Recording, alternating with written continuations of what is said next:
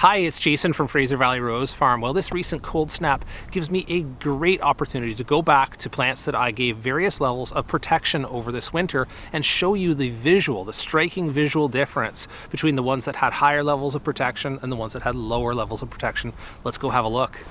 Let's start by looking at some lavender here. Now, one of these trays was brought inside for protection in a minimally heated room inside the house, down in the garage. The other one was not protected. Can you tell which is which? Thought so. So let's have a closer look. This is a closer up view of those same two trays. The one on the left, the one that was just left out here in the greenhouse. Now note, it was not left entirely without protection. This greenhouse is not heated, but at least the layer of poly would have protected it from the most part of the cold wind that was coming through our area. The one on the right, however, was placed in that minimally heated room downstairs, just kept above freezing for the duration. And you can see that basically, if that is an option for you, to tuck your plants in to a minimally heated area just for the duration of the deepest cold, that is a great option. I also wanted to contrast all of this to the larger plants in 1 gallon pots in behind, and I hope you can see the difference. Those were also left in the greenhouse unprotected, but there's a couple of differences between those and the ones in the tray on the lower left. One, they're larger, more established, and a larger plant has more energy reserves, has more moisture reserves, so if it loses moisture to that desiccating cold wind, it doesn't take it quite so badly. It also had time to harden off, so it was an older plant or a more mature plant that was left out here in the cool over the winter. The ones on the lower left were younger, tenderer cuttings, more along the lines of the ones you see on the right before they were put in. So it is a big difference between a more mature plant and a hardened off plant and a tender plant that just can't take it. Next, I want to look at roses. This one here was in the greenhouse, that same greenhouse, so it had some protection, but it wasn't covered by crop cover. I'm going to show you in just a moment ones that were covered by crop cover, and you'll see the difference for sure. But first, just take note of how distorted, how dull, how discolored those leaves are.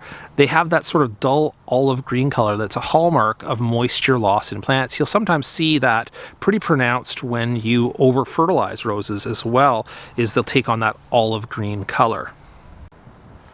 Here it is on another rose, and I think that gives us an even better picture of what that dull olive green looks like.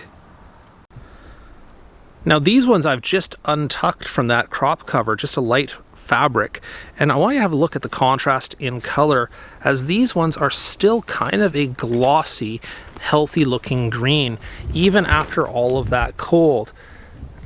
That is a striking difference. The next thing I wanted to point out is that even though the striking visual difference in the foliage is going to be very easy for you to see, the real health of the plant oftentimes is assessed by what's at the roots. So if you look at this one here, it came through that cold period, but you can see there are plenty of white roots remaining. It still looks strong and healthy, and that goes along with the observations from up above. But will this one survive? And here's the question.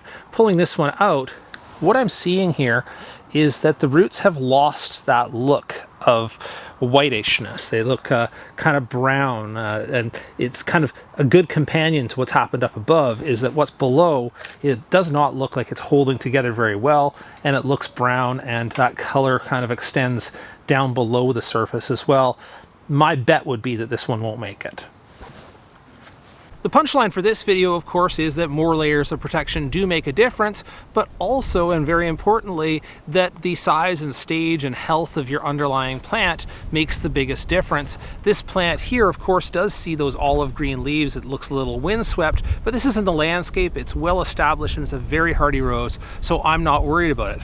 On the other hand, the rose you don't see here, because I have it covered, is Isabella Skinner, which I expect will eventually be one of the hardiest roses in my garden. But in this case, I threw a pot directly over it just ahead of the cold spell to give it a little extra protection, and it seems to have paid off. I can see that the foliage is still in pretty good condition here, even after having direct negative 13 degrees Celsius. This has come through beautifully, so I can uncover it now.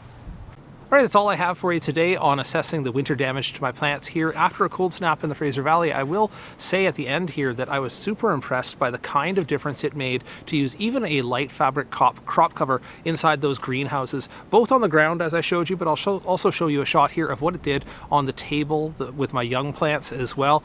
Made a huge difference, took all of the stress of this cold snap out of it for me. So I guess the punchline of all of this is that the younger and smaller and less established your plants are, the more they warrant a higher level of protection, whether it's taking them inside just for the duration of the cold snap or whether it's covering them with crop cover. Both are good options, and they definitely made a huge difference to my plants. Thanks so much for watching. If you have any questions, please drop those down below the video. I'll see what I can do to help.